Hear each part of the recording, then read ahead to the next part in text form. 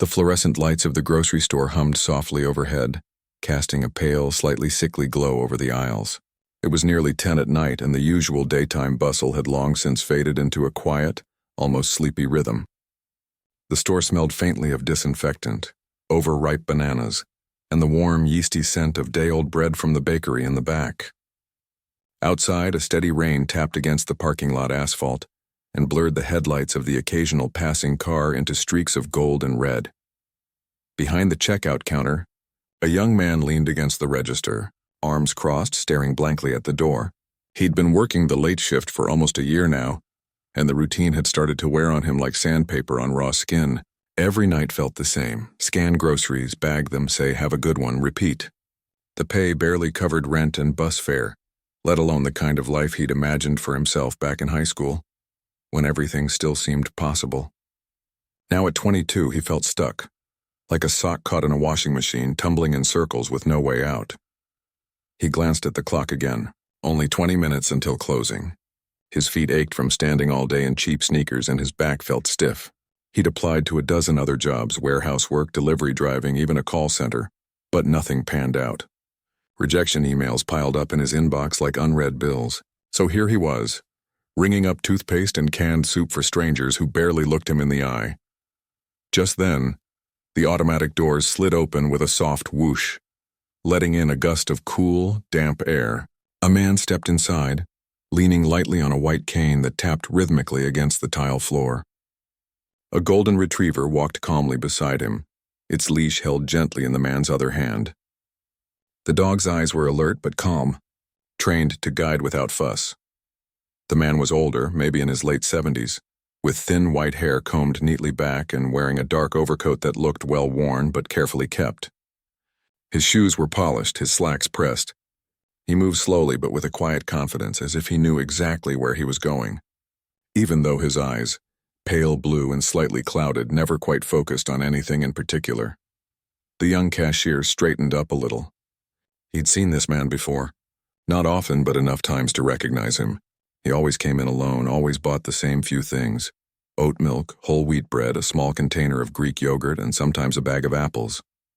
And every single time, without fail, he'd pull a lottery ticket from his coat pocket and ask the cashier to check it for him. "Evening," the old man said warmly as he approached the counter, his voice calm and steady. "Hey," the cashier replied, forcing a small smile. "Usual stuff tonight?" The man nodded. "If it's not too much trouble." "No trouble at all." The cashier began scanning the items. Oat milk first, then the bread, then the yogurt. The golden retriever sat patiently at his owner's feet, tail giving a soft thump against the floor. When the groceries were bagged, the old man reached into his coat pocket and pulled out a folded lottery ticket. It was slightly crumpled at the edges, as if it had been carried around for a few days. "Would you mind checking this for me?" he asked. "I bought it last Wednesday. The numbers are printed on the back." "Sure thing," the cashier said, taking the ticket. He unfolded it carefully and ran it under the scanner built into the register. A soft beep sounded, followed by a message on the screen. "No win this time." He hesitated. For a split second, his mind raced. The man was blind. He wouldn't know if the ticket was returned or not. And it was just a losing ticket, worth nothing. No harm done, right? Maybe it was even a kindness, sparing him the disappointment of hearing he'd lost again. But that wasn't why he was thinking about keeping it. It was more than that. It was the quiet, gnawing frustration that had been building inside him for months, the feeling that life was passing him by while everyone else got ahead. He saw people on social media driving new cars, traveling to beaches, eating at fancy restaurants. Meanwhile, he was stuck here scanning canned beans for minimum wage. What if, just once, luck came his way? He glanced around. The store was empty except for them. The security camera above the register was there, of course, but it didn't capture fine details like a ticket being slipped into a pocket. And even if it did, who would care about a worthless lottery slip? His fingers curled around the ticket.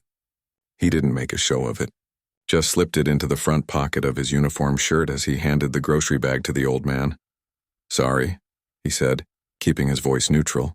"No win this time." The old man nodded slowly, as if he'd expected as much. "Ah, well, there's always next week." He gave a small, polite smile. "Thank you for checking." "No problem," the cashier said, trying to sound normal, though his heart was thudding a little faster in his chest. The man paid in cash, exact change, as always, and turned to leave, his dog rising smoothly to follow. The automatic doors opened again and they stepped out into the rain, disappearing into the misty night. The cashier watched them go, then let out a slow breath he hadn't realized he was holding. He touched the ticket in his pocket. It felt flimsy, ordinary, just a piece of paper, but in that moment, it felt like a secret, a tiny act of rebellion against a world that had given him so little. He finished closing duties mechanically, counting the till, wiping down the counter, turning off the lights in the aisles. As he locked the front doors and stepped out into the cool, wet night, he pulled the ticket from his pocket and looked at it under the dim glow of a street lamp. The numbers were printed in small black ink along the bottom, 07, 14, 23, 31, 42, and the Powerball was 18. He didn't think much of it. Just another losing combination. He folded it again and tucked it into his wallet, more out of habit than hope. Back in his tiny apartment, a studio above a laundromat that always smelled faintly of detergent, he tossed his keys on the counter and sank onto the couch. The place was sparse, a secondhand TV, a folding table, a mattress on the floor. His phone buzzed with a text from his mom asking if he'd eaten. He typed back a quick yeah and set it aside. He wasn't hungry. He just felt tired of pretending everything was fine, tired of smiling at customers who treated him like furniture, tired of watching his savings account stay stubbornly close to zero. He pulled out the lottery ticket again, more out of boredom than anything else. On a whim, he opened the state lottery app on his phone. The latest drawing had been earlier that evening. He typed in the numbers slowly, one by one. 7, 14, 23, 31, 42, Powerball 18. He hit check results. The screen loaded for a second. Then it flashed in bold, bright letters. Jackpot winner. His breath caught in his throat. He blinked. Checked again. Typed the numbers a second time, hands trembling slightly. Same result. He scrolled down. The jackpot was $87 million, $87 million. His vision blurred. He sat there, frozen. Phone in one hand, ticket in the other, heart hammering like a drum in his ears. The room seemed to tilt. He stood up abruptly, pacing the small space, running a hand through his hair. It couldn't be real, but it was. That ticket, the one he'd taken from the blind old man, was worth nearly $90 million. He sank back onto the couch, staring at the ceiling. A wild, giddy laugh bubbled up in his chest, but he choked it back. This wasn't funny. This was life-changing. This was impossible. And yet, there it was. He thought about the old man again. The calm voice, the polite smile, the way he'd trusted the cashier to check the ticket honestly. And what had the cashier done? Stolen it, without a second thought.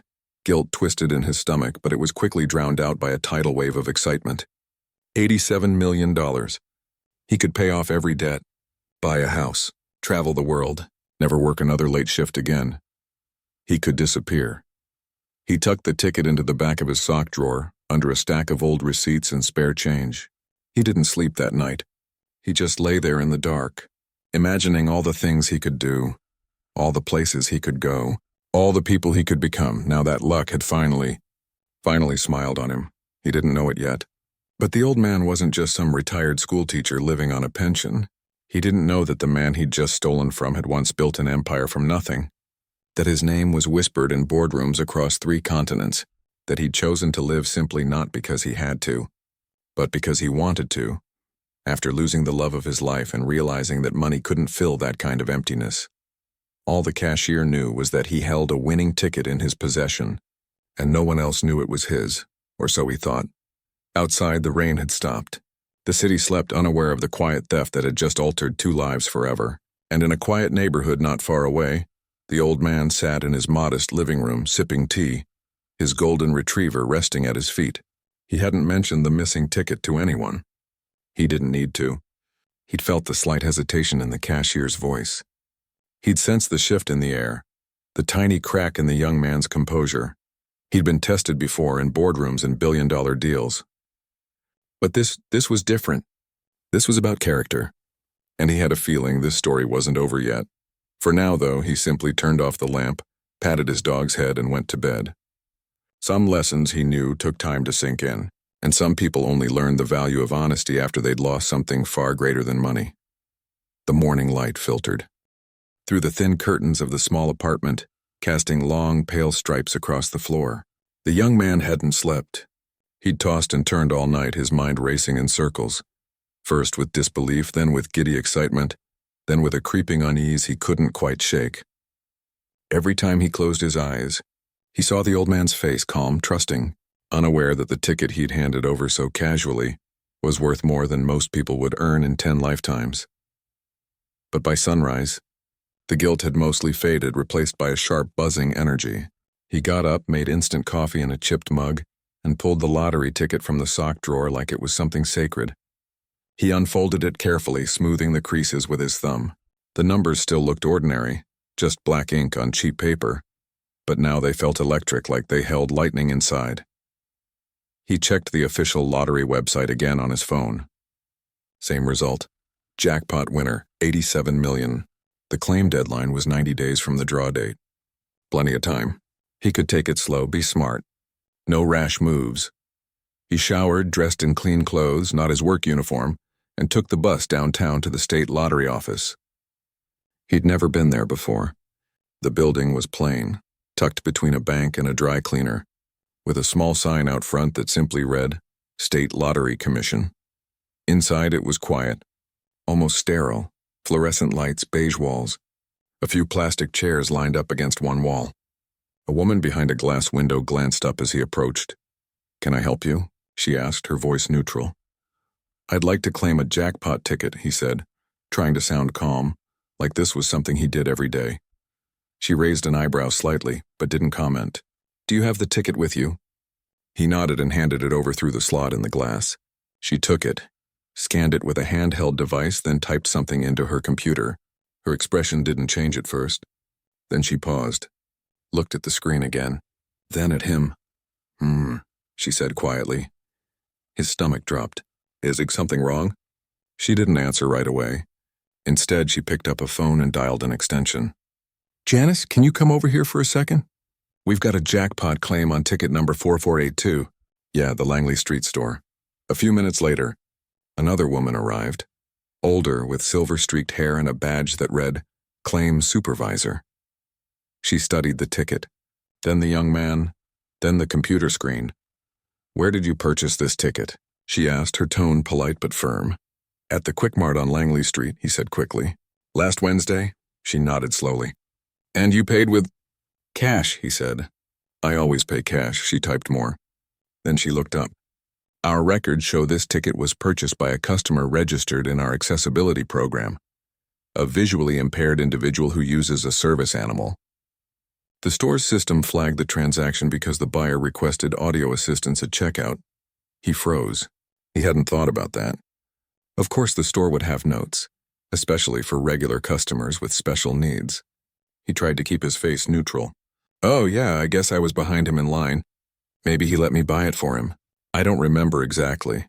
The supervisor gave him a look that wasn't quite suspicious, but close. "Lottery tickets are bearer instruments, which means whoever presents the ticket can claim it. But we do investigate if there's any indication of fraud or dispute." His mouth went dry. "There's no dispute. It's my ticket." She held his gaze for a long moment. Then she said, "We'll need to process this through our verification protocol. It could take a few days. In the meantime, we'll hold on to the ticket for safekeeping." His heart sank. "You're not giving it back?" "For high-value claims, especially when there's ambiguity about the purchaser, we retain the ticket during review," she explained calmly. "You'll be contacted once the process is complete. Please provide a valid ID and contact information." He had no choice. He handed over his driver's license, gave his phone number and address, and left the office feeling like the walls were closing in. The 87 million suddenly felt very far away. Back on the bus, he replayed the conversation in his head. Had he sounded guilty? Had he said too much? He should have just said he bought it himself and stuck to that story. Now they were digging. That afternoon he called in sick to work, something he almost never did. He needed time to think. He paced his apartment, checking his phone every few minutes. half expecting a call from the lottery office, half expecting something else, he didn't know what. Later that day, as he scrolled through local news on his phone, a headline caught his eye. Mystery winner of 87 miller. Jackpot remains unknown. The article mentioned the ticket was sold at the Langley Street Quick Mart and that the Lottery Commission was reviewing standard verification procedures. No names. No photos, but it was enough to make his palms sweat. What if the old man realized the ticket was missing? What if he reported it? He tried to convince himself it was unlikely. The man was blind. He probably didn't even remember the exact numbers. And even if he did, what could he prove? The ticket was in the young man's possession now. It was his word against a blind man's, but the thought wouldn't leave him. The next morning, he forced himself to go to work. He needed the paycheck, and staying away too long would look suspicious. The store was quiet during his shift.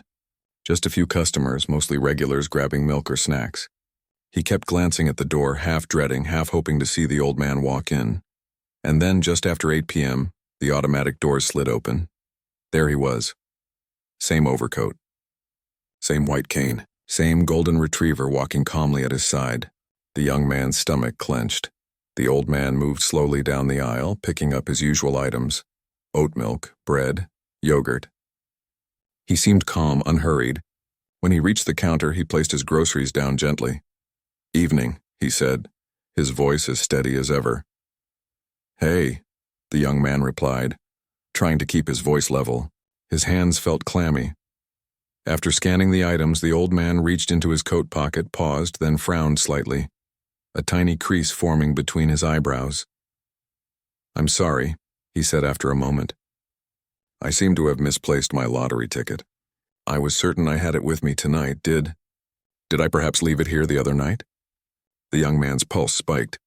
He shook his head quickly. "No, I don't think so. I would have noticed. We turn in all unclaimed items to the manager." The old man nodded slowly. I must have left it at home then." He paid in cash, exact change as always. "Thank you, anyway." "No problem," the young man said, forcing a smile that felt like it might crack his face. The old man turned to leave, his dog falling into step beside him. But just before the doors opened, he paused, turned slightly as if listening to something only he could hear. Then he said, almost to himself, "Strange. I could have sworn I gave it to you." The words were soft, almost gentle, but they hit like a punch to the chest. The young man didn't respond. He just watched as the man and his dog disappeared into the night. After closing, he couldn't shake the feeling that he was being watched. He double-checked the locks on his apartment door. He kept the lights off and sat by the window, peering through the blinds at the street below. Nothing seemed out of place. Just cars passing, neighbors coming home, the usual city hum, but something had shifted. The next day, he got a call from an unknown number. He almost didn't answer, but curiosity won out. "Hello?" he said. "Is this the individual who attempted to claim lottery ticket number 4482? A man's voice asked. Professional. Calm. "Who's asking?" "This is with the State Lottery Commission's legal department. We're conducting a routine verification. Can you confirm you were present at the Langley Street Quick Mart on Wednesday evening between 9 and 10 p.m.? "Yes," he said cautiously. "And you assert that the winning ticket is yours?" "I do." There was a pause. "We've received a formal inquiry from a third party regarding the ownership of this ticket. Until the matter is resolved, the claim is on hold. You'll be notified if further action is required." The line went dead. He sat on the edge of his bed, phone in hand, heart pounding. A third party. The old man. It had to be, but how?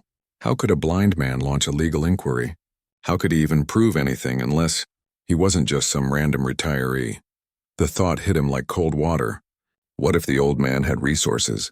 What if he had lawyers, investigators, connections? The way he dressed, the quiet confidence, the polished shoes, the fact that he shopped at a modest store but carried himself like someone used to being in charge. He'd been so focused on the money he hadn't stopped to wonder who the man really was. That night he couldn't sleep again. But this time it wasn't excitement keeping him awake, it was fear.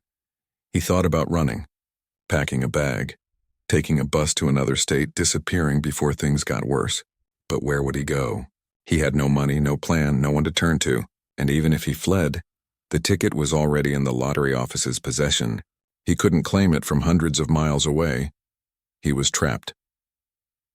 2 days later, a plain white envelope appeared in his mailbox. No return address. Inside was a single sheet of paper with typed text. "We know what you did. Return the ticket. No questions will be asked. You'll never hear from us again." There was no signature. No phone number. Just those 3 lines. His hands shook as he read it. Someone was watching. Someone knew.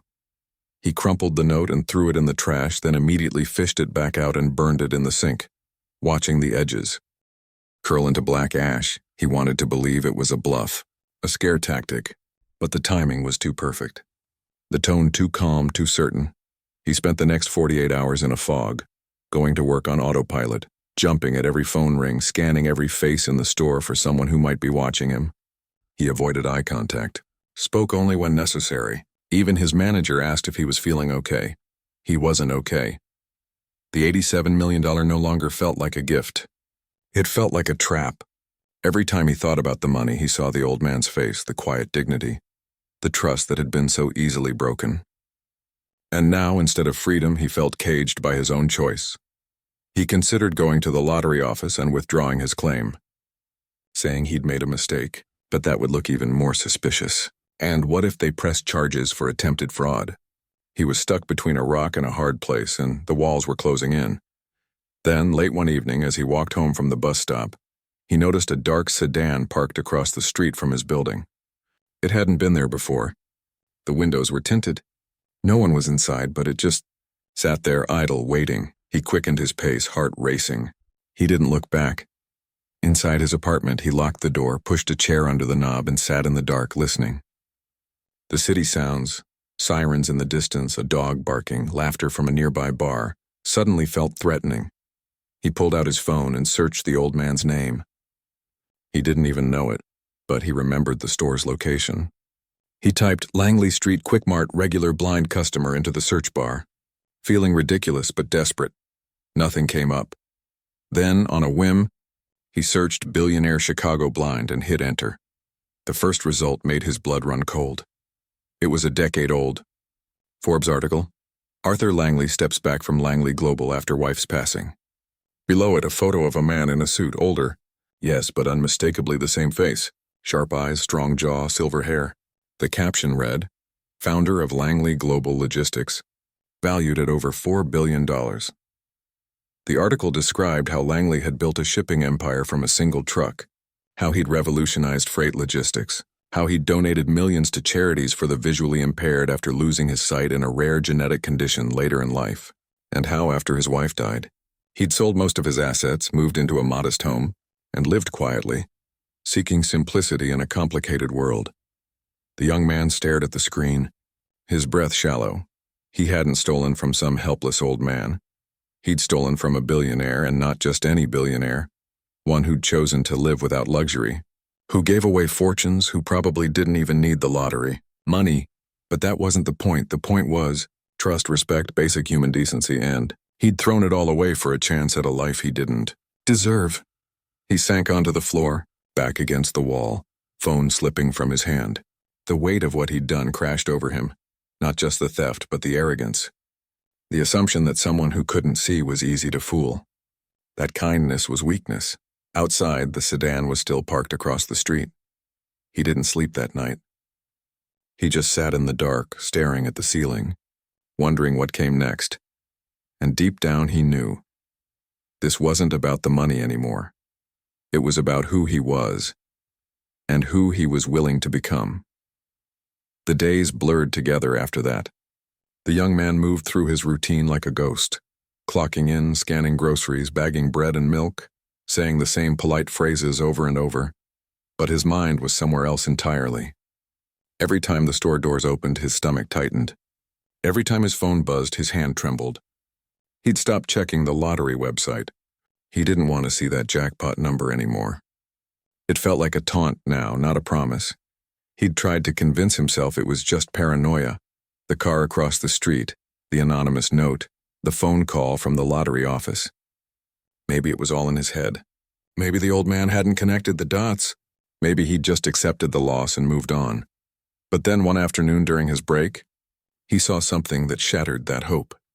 He was sitting on a bench behind the store, eating a sandwich and scrolling through his phone, when a man in a dark suit walked past, not a customer, not a delivery guy, just someone who didn't belong.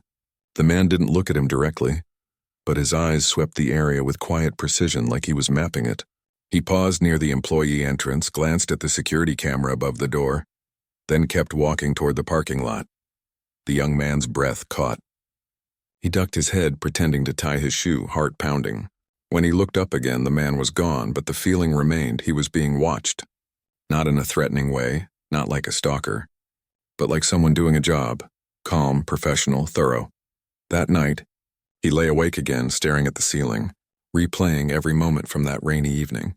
The old man's calm voice, the way he'd handed over the ticket without hesitation, the golden retriever's steady presence. He'd thought it was weakness. Now he saw it for what it really was, trust. And he'd broken it without a second thought. He thought about calling the lottery office and withdrawing his claim. Just walking away. But he knew it wasn't that simple.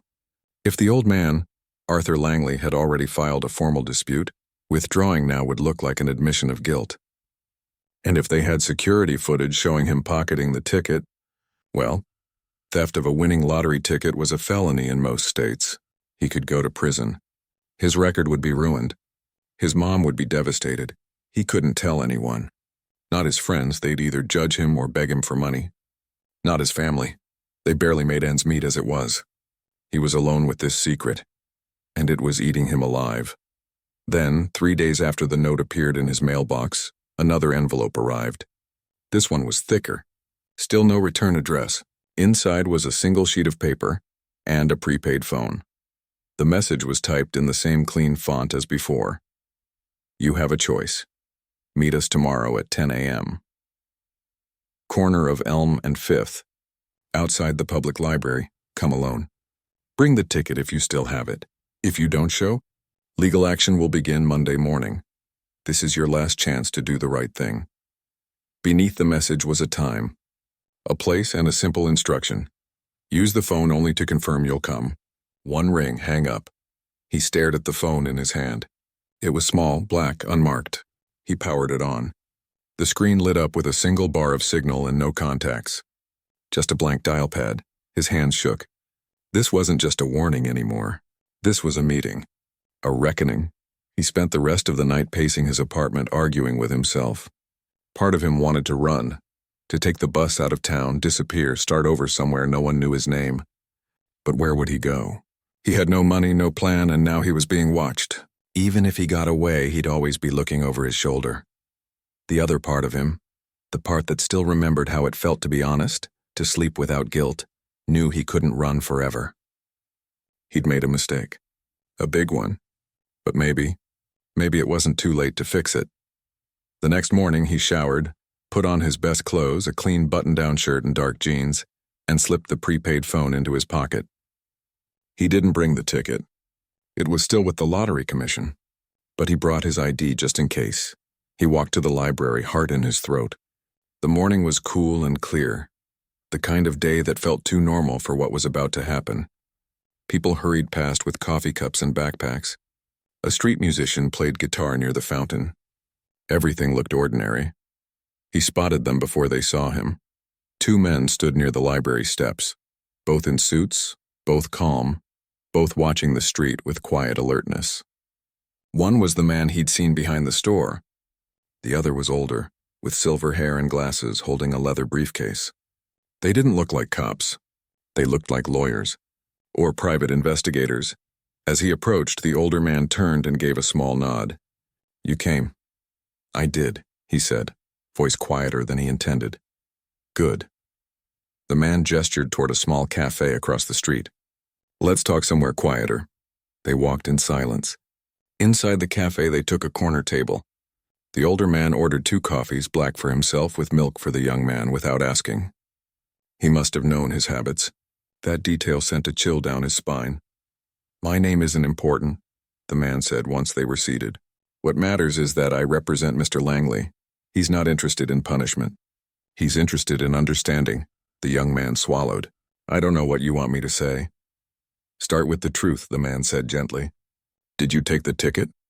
He looked down at his coffee. The steam curled upward, vanishing into the air. He could lie. He could double down. But something in the man's tone, the lack of anger, the quiet patience, made him feel like lying would only make things worse. "Yes," he whispered. "Why?" The question hung in the air. He thought about saying he was desperate, that he was tired of being broke, that he thought no one would miss a losing ticket. But none of that felt like the real reason anymore. I thought it wouldn't matter, he said finally. I thought he wouldn't know. I thought it was just a piece of paper. He trusted you, the man said, not accusingly, just stating a fact. You were the only person who handled that ticket after he bought it. The young man nodded, eyes stinging. I know. There was a long pause. Outside, a bus rumbled past. Inside, the cafe hummed with soft chatter and the clink of cups. Mr. Langley has lived simply for years, the man continued. He gave away most of his wealth after his wife passed. He doesn't need this money. But he does care about character. About whether people do the right thing when no one's watching. He looked up. Is he angry? The man almost smiled. Disappointed. Not at you, though he is that, but at the world.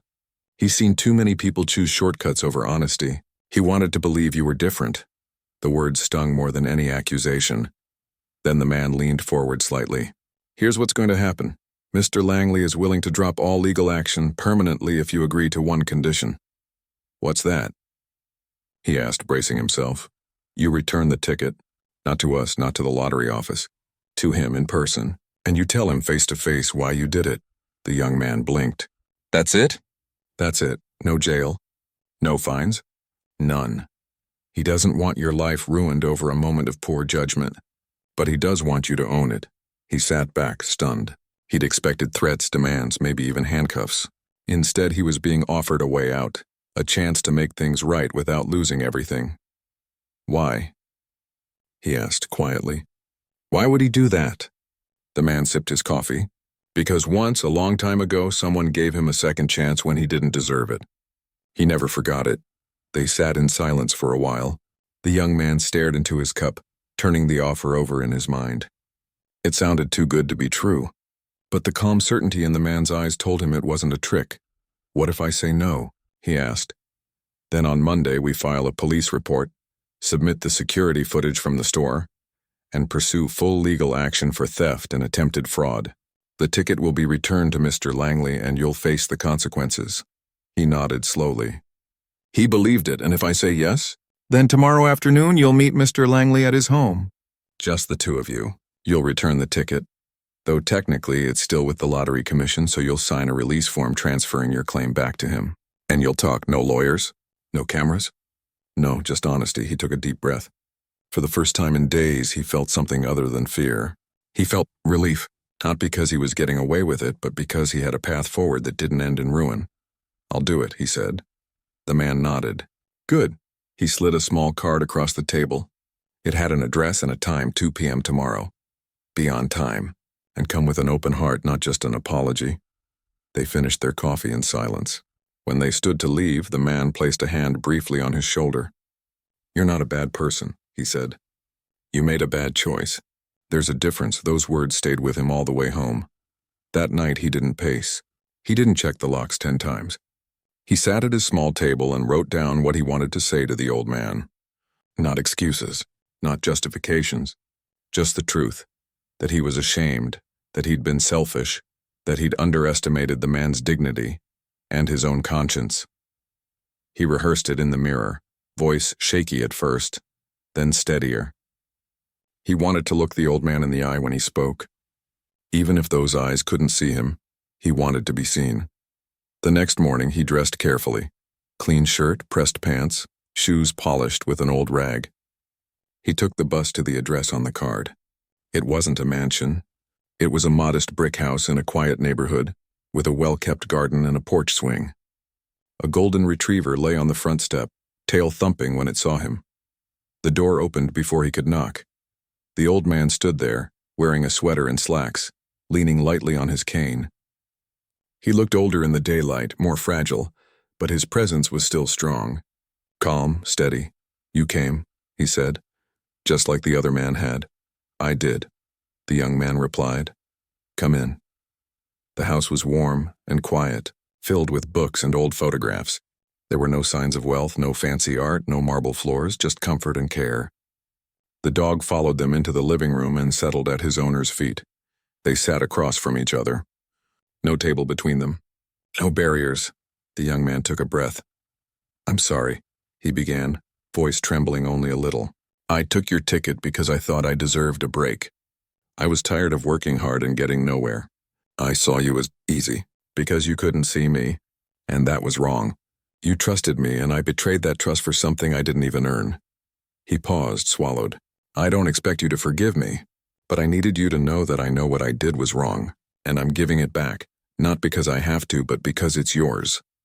The old man listened without interrupting. When the young man finished, he was silent for a long moment. Then he said, "Thank you for telling me the truth, that was all. No lecture, no anger, just gratitude." They sat together for a while talking, not about the ticket, but about life, about mistakes, about second chances. The young man left an hour later, lighter than he'd felt in weeks. He didn't know it yet, but this wasn't the end. It was the beginning of something new, and sometimes the hardest thing to return isn't a winning lottery ticket. It's your own self-respect. The days after the meeting passed in a strange kind of quiet. The young man went back to work, but something had shifted inside him. It wasn't just that the weight of guilt had lifted. It was that he finally felt like he could look at himself in the mirror again. He still lived in the same small apartment above the laundromat. He still rode the same bus. He still scanned groceries for minimum wage. But now when a customer smiled or said thank you, he actually heard it. When he walked down the street, he noticed the way sunlight hit the brick buildings in the afternoon, or how the bakery on the corner always played old jazz through its open door. Life hadn't changed, but he had. He didn't hear from the old man again right away. No calls, no letters, no mysterious cars parked outside his building. Part of him wondered if it was over. If the ticket had been quietly reclaimed, the matter closed, and he was simply left to move on. And maybe that would have been enough. But deep down, he hoped for more. Not money, not favors, just connection. A sign that his honesty had meant something. Then one Tuesday afternoon, a plain envelope arrived in his mailbox. Again, no return address. Inside was a single sheet of paper and a key. The note read, "You did the right thing. That matters more than you know. Come to the address below this Saturday at 10. Funds wear comfortable clothes." And ale beneath it was an address he didn't recognize, a community center on the south side of the city near the river. He turned the key over in his hand. It was small, brass, unmarked. He had no idea what it opened, but his chest tightened with a mix of nerves and something else. Hope. Saturday morning came gray and cool, the kind of day that felt like a fresh start. He dressed in jeans and a clean hoodie, slipped the key into his pocket, and took the bus across town. The community center was a red brick building with wide windows and a small garden out front. A few kids played basketball in the lot beside it, laughing and shouting. It looked ordinary, welcoming, alive. He walked inside. The lobby smelled like wood polish and coffee. A woman at the front desk looked up and smiled. "Can I help you?" "I'm here to see someone," he said, suddenly unsure. "I got a note." "From A.L." Her eyes lit up. "Oh, you must be the one." She stood and gestured down the hall. "He's in room 3, just knock." He followed her directions, heart thudding softly. Outside room 3, he paused, took a breath, and knocked. "Come in," came the familiar, calm voice. He opened the door. The old man sat at a small table, a golden retriever curled at his feet. The room was bright, filled with bookshelves, a whiteboard covered in notes, and a few folding chairs. On the table sat 2 mugs of tea and a stack of brochures. "You came," the old man said, smiling slightly.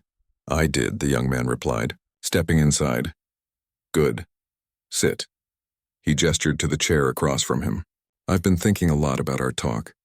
About what you said, that you felt stuck. That you wanted a chance but didn't know how to get one." The young man nodded slowly. "Yeah. Well," the old man said, "I've spent most of my life building things, companies, systems, teams. But the thing I'm proudest of isn't any of that. It's the people I've helped along the way. The ones who just needed a hand up, not a handout." He reached into his coat and pulled out a folder. "I've set up a trust. Not for you to get rich. Not for you to quit life, but to give you a real shot. There's $250,000 in it. It can only be used for education, Tuition, books, housing while you're in school, things like that. You can study whatever you want. Business, tech, social work, anything that calls to you. The young man stared at him, stunned. I don't understand. Why would you do that? Because you chose honesty when it would have been easier not to, the old man said simply. Because you admitted your mistake without excuses. And because I believe people deserve second chances, especially when they earn them. He slid the folder across the table. Inside were legal documents, a letter from a bank, and a list of local colleges and training programs. At the bottom was a signature line and the brass key the young man had received. This key opens a locker at First National, the old man explained. Inside is the trust agreement and your first disbursement, enough to cover enrollment fees and books for the fall semester. The rest is released as you meet milestones, passing classes, staying enrolled, showing up.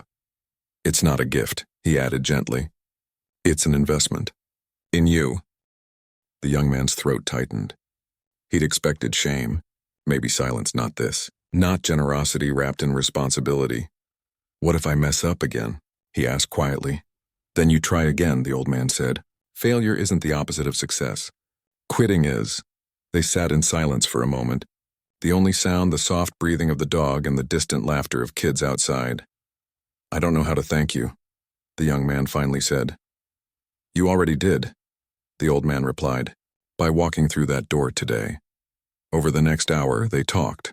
Not as billionaire and cashier, but as two people who'd both made mistakes and learned from them. The old man shared stories about his early days, sleeping in his truck, working 3 jobs, failing more times than he could count, before things finally clicked. The young man talked about growing up in a neighborhood where college felt like a dream for other people, where most of his friends either dropped out or got stuck in jobs that barely paid the bills. You don't have to be perfect, the old man said. You just have to keep going. Before he left, the old man handed him one more thing, a small card with a phone number. This is my personal line. Not my assistant, not a secretary. Me. If you ever need advice or just someone to talk to, call, day or night. The young man took it, fingers brushing the edge like it was something sacred. He walked out of the community center in a daze. The sun had broken through the clouds, casting golden light over the street. He didn't feel like a lottery winner. He felt like someone who'd been given something far more valuable, a future he could build himself. That evening, he sat at his small table and filled out an application for the local community college. He chose business not because he wanted to be rich, but because he wanted to understand how the world worked, how to create something real, how to help others the way he'd been helped. He didn't tell anyone at first. Not his coworkers, not his friends. He just started showing up. To the library, to open campus tours, to free workshops on financial aid. He studied late into the night using secondhand textbooks and online videos. For the first time in years, he felt like he was moving forward, not just treading water. A few weeks later, he received his acceptance letter. He read it 3 times, then called the number on the card. The old man answered on the second ring. I got in, the young man said, voice thick with emotion. I knew you would, came the calm reply. They talked for nearly an hour, about classes, about schedules, about balancing work and school. The old man didn't offer to pay for everything.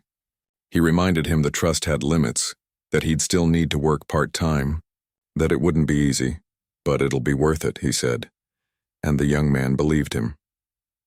As summer turned to fall, he traded his cashier uniform for a backpack and notebooks. He kept his job at the store but cut back to weekends only. His co-workers noticed the change. The way he carried himself, the quiet focus in his eyes. One of them even asked if he'd won the lottery. He almost laughed. Something like that, he said. But it wasn't the money that changed him. It was the belief, first his own, then someone else's, that he was worth betting on. One afternoon, while walking home from class, he passed a group of teenagers loitering near a bus stop. One of them was arguing with a store clerk over a dropped soda can, voice rising in frustration. The young man paused. He remembered how he used to feel, trapped, angry, like the world owed him something. He stepped forward. Hey, he said gently. It's okay. I'll cover it. The teen looked surprised. The clerk nodded gratefully. As the young man paid for the soda, he caught the teen's eye. You in school? Yeah, the kid muttered. Barely. You ever think about what you want to do after? The teen shrugged. Ain't much out there for people like us. The young man smiled faintly. There is. You just gotta look. He walked away, not expecting anything in return. But later that week, the same teen showed up at the community college's open house. Hesitant, unsure, but there. It was a small thing. But it mattered. Back at his apartment that night, he pulled out the brass key and held it in his palm. It wasn't just a key to a bank locker. It was a key to a new life, one built not on luck but on choice. On courage. On the quiet understanding that sometimes, the greatest fortune isn't found in a lottery ticket, but in the moment you decide to become someone better. And somewhere across the city, in a modest house with a golden retriever at his feet, an old man sipped his tea and smiled, knowing he'd made the right call, not just about the ticket, but about the person holding it. Because real wealth isn't measured in dollars. It's measured in the lives you lift along the way. 2 years had passed since that rainy night at the grocery store, and the city felt different, not because it had changed, but because he saw it differently now. The young man walked down the sidewalk with a backpack slung over one shoulder, a reusable coffee cup in hand, and a quiet sense of purpose in his step. He wasn't in a hurry anymore. He didn't scan the streets looking for escape routes or signs of trouble. He noticed the old woman feeding pigeons in the park, the teenager practicing guitar on his fire escape, the way the bakery's windows fogged up in the morning cold. Life wasn't perfect, but it was real, and he was finally part of it. He was in his final semester at community college, set to graduate with an associate's degree in business administration. He'd kept his promise to the trust, attended every class, passed every exam, worked weekends at a new job, this time at a nonprofit that helped low-income students apply for college. He'd even started tutoring a few kids after school, the same way someone had once quietly believed in him. And then one crisp autumn afternoon, he saw him again. The old man stood near the entrance of the community center, the same red brick building where everything had turned around. He wore a light coat, his white cane tapping gently against the pavement, his golden retriever sitting patiently beside him. He looked a little older, a little more frail, but his posture was still straight, his presence still calm. The young man's breath caught. He hadn't seen him in over a year, not since their last phone call when he'd shared news of his internship at a local small business development program. They'd spoken warmly, but life had gotten busy and he hadn't wanted to overstep. Now here he was, just standing there as if waiting. He crossed the street slowly, heart beating a little faster. "Sir," he said softly. The old man turned toward the sound of his voice, a slow smile spreading across his face. "There you are." "I didn't know you'd be here," the young man said, stopping a few feet away. "I come by sometimes," the old man replied, "to see how things are going, to remind myself why I started this place." They walked inside together, the dog padding quietly beside them. The center was alive with activity. Kids doing homework at long tables, volunteers helping with resumes, a group of adults in a financial literacy workshop. The young man had been part of this world for months now, but seeing it through the old man's eyes made it feel new again. They sat in a small side room with 2 armchairs and a window overlooking the garden. Sunlight streamed in, warming the wooden floor. "You look well," the old man said. "So do you," the young man replied. "I've been meaning to call. I just didn't want to bother you." "You could never be a bother," the old man said gently. "Not after what you've done with your second chance." The young man looked down at his hands. "I still think about that night, about how close I came to throwing everything away for a piece of paper."